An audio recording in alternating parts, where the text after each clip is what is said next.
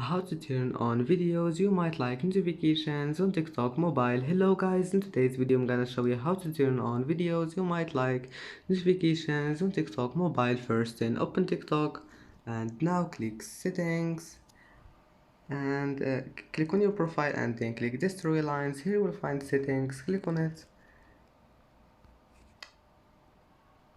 and scroll down until you find push notifications, and here just scroll down again. Here you will find it videos you might like, and here all you need to do is just click on it if you want to turn it on.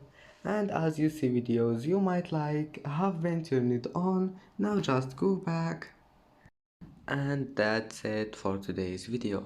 If you like this video, don't forget like and subscribe, and thank you for watching this video until the end, and see you in the next video.